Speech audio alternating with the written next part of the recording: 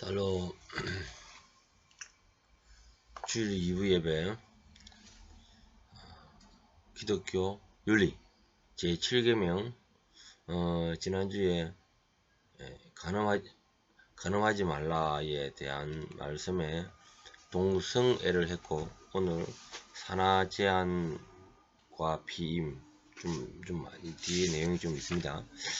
조금씩 해나가도록 하겠습니다. 기도하겠습니다. 주님, 간음하지 말라는 말씀에 오늘날 복잡한 이 사회 속에 과학이 이렇게 진행되는 속에서 많은 기독교 윤리가 흩어집니다. 주님께서 깨닫게 해주시고 진리를 세워 주시옵소서. 예수님 이름으로 기도합니다. 아멘. 동성애는 우리가 많이 이제 알고 있지만, 오늘 이 과학과 관련되어 있는 이런 생물학적인 부분에 대해서 상당히 이게 실질적으로 교회에서도 많이 안 다뤄지고, 또 정통은 교회 성경은 뭐라고 이야기한다는 거다.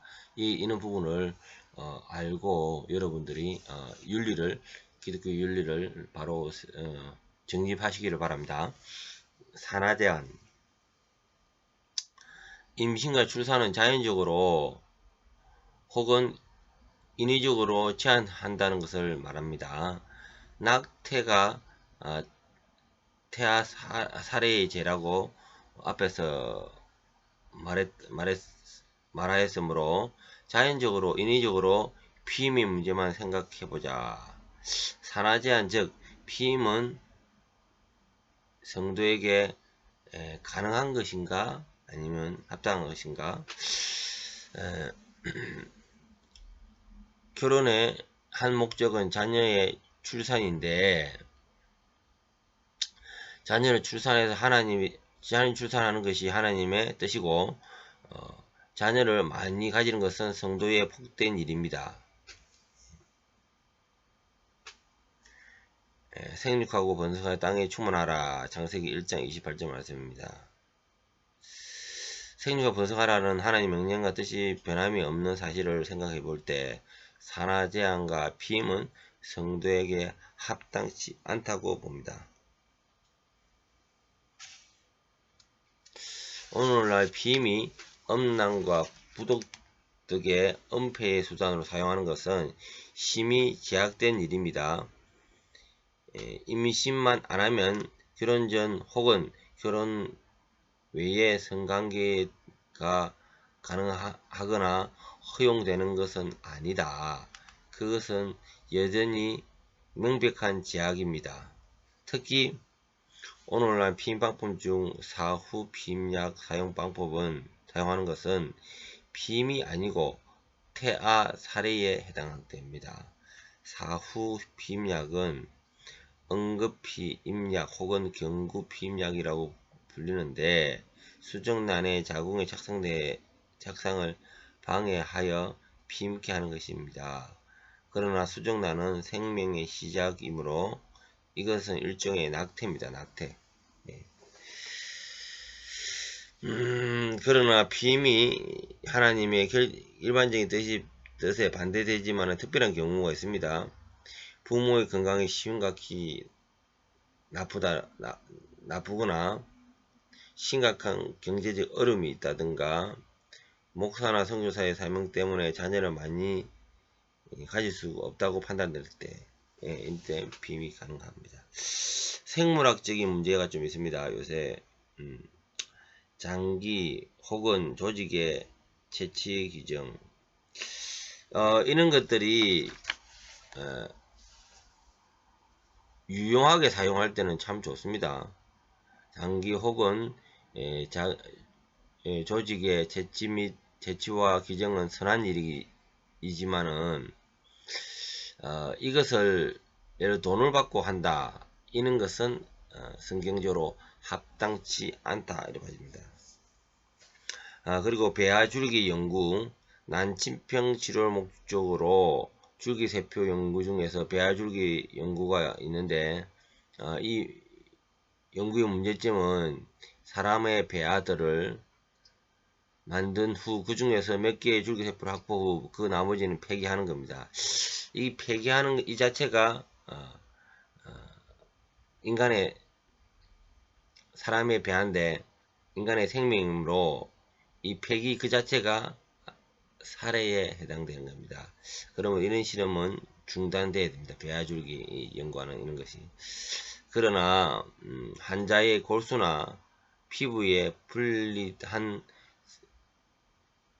성체 줄기 세포나 태아의 탯줄에서 분리된 제대혈 줄기세포를 이용하여 줄기세포 연구는 가능하고 난치병 치료를 위해 바람직하다.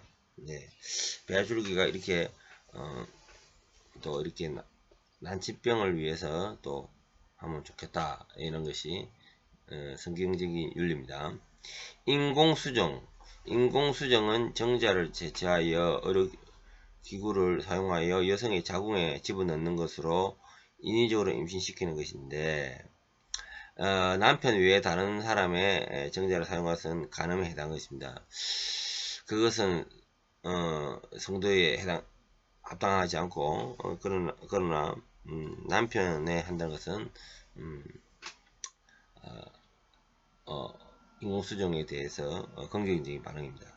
시험관 수정에 대해서는 정자와 난자를 채취하여 시험관에 결합하여 만든 후 여성의 자궁에 넣어 착상시키는 것인데 이것이 남편과 아내를 이루어진 것이 허용하고 있지만은 여러 개의 수정란을 만들고 그 중에서 몇 개를 사용하고 나머지 폐기하는 것입니다. 이것 또한 성도에 합당치 않습니다. 그리고 또 이렇게 수정란을 얻어서 또 대리모한테 자궁에 또 착상시키는 것 또한 또 합당치 않다는 겁니다. 성전환 수술. 요새 이는 과학적인 의술이 진행되고 있는데 이거는 창조의 질서에 부합됩니다. 맞지 않다. 예. 냉동 보존술. 이 또한 성경에 보면은 맞지 않다. 예.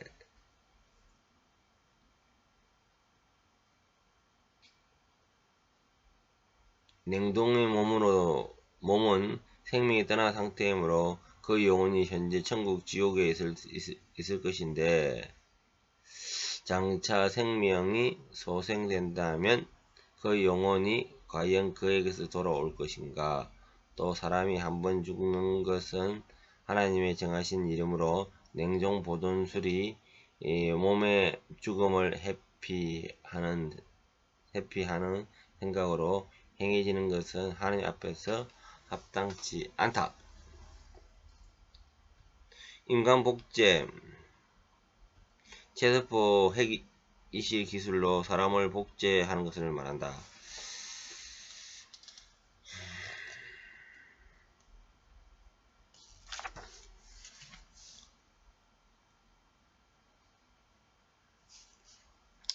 이러한 수정란 복제하더라도 인간 복제는 하나님 창조 질서에 혼란하고 창조자 하나님께 도전하는 행위다. 합당치 않다는 말씀입니다. 유전자 접합. 유전자 조작 기술을 통해서 개선된 사람, 예를 들어서 지능이 좋은 사람, 건강한 사람 만들어낼 수 있다는 생각이다.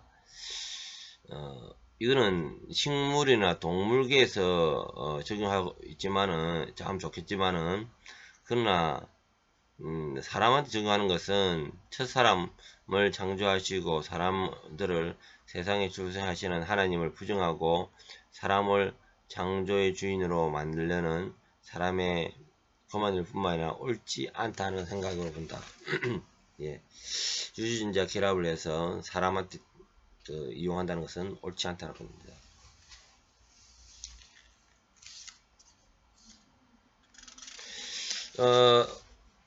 참 아름다움과 변질된 아름다움. 하나님이 천지를 창조하시고 심히 기뻐하더라. 예. 심히 좋았더라. 뭐 이 말씀이 아름다움이 있다는 겁니다. 그래서 사람이 아름다운 것이나 이런 것들은 하나님께로부터 시작된 겁니다. 사라도 상당히 나이가 들었으면서도 미연이었고 욥의 딸들도 상당히 매우 미연이 있다고 이렇게 성경에 나옵니다. 예. 또 남성과 여성의 아름다움은 또 이 목소리, 또 이것도 하나님이 만든 목소리예요. 이것 또한 아름다운 겁니다. 근데 이 아름다움이 있지만은 아름다움도 또 적절한 아름다움 괜찮다는 겁니다. 몸 단장하고 또 그 다음에 옷을 입고 얼굴에 화장도 하고 이런 적절한 아름다움에 대해서는 성경적으로 이렇게 보는 겁니다. 아담한 옷을 입고 성경적으로 보는 겁니다. 그러나 성경은 성도들에게 외적 단장을 조심하고 내적 단장을 힘쓰라고 교훈한다. 성경은 특히 여성도들이 염치와 정절, 온유와 안정된 심령, 선행으로 단장하라고 말한다. 염치는 부끄러움을 아는 마음, 정절은 조심스러운 마음, 안정하니란 조용하니란 뜻이다. 그런데 변질된 아름다움이 오늘날 엄란한 풍조죠. 그래서 변질된 아름다움이 장녀같이 장녀의 복장이 자극적이고 엄란한 복장입니다. 에스겔의 장녀들이 눈썹을 그리며 스스로 단장한다. 이게 장녀의 복장이라고 합니다. 그래서 이 변질된 아름다움은 성경시지 않다는 거죠. 오늘 시대의 풍조인 미니스커트, 어깨 파인 옷, 딱 달라붙은 바지 등은 성도의 복장이 아니다. 성도는 이런 풍조를 대항해야 한다. 성도의 치마는 기장 무릎 밑까지 내려가는 것이 단정하다. 예. 음란한 인터넷 음란물. 현대는 4차 산업혁명으로 인터넷망이 깔려 있는데요. 이로 인해서 우리는 인터넷을 사용을 조심해야 되고 자녀들에게도 조심을 시켜야 됩니다. 성적 충동을 보는 데서 이렇게 음란한 영상은 사람 머릿속에 각인되고 상당히 지속이 됩니다. 그러므로 성도는 음란물을 보지 말아야 한다. 다윗은 여인의 목욕하는 것을 보았을 때 음욕을 품었습니다. 마음에 음욕 품는 것은 가능한 것과 같습니다. 세상적인 아름다움과 가치의 표준은 외적인 것과 육체적인 것과 물질적인 것에 있다. 예. 그래 변질된 아름다움 자체가 이 외적이고 육체적이고 물질적인 것에 있습니다. 우리의 성경적인 아름다움은 내면적인 아름다움이 중요한다. 반면에 변질된 아름다움은 우리 성경적인 아름다움은 내적 아름다움과 단정한 아름다움, 여기까지 성경적 아름다움이고 변질된 아름다움은 이렇게 외적이고 육체적이고 물질적이고 정신적인 게 아니고 이는 외적인 이런 부분에 대해서 변질된 아름다움을 이야기하는 겁니다. 이것은 변질된 아름다움은 세상의 엄난 풍조를 따라가는 것입니다. 네. 자, 기도하고 마치겠습니다. 주님 감사합니다. 오늘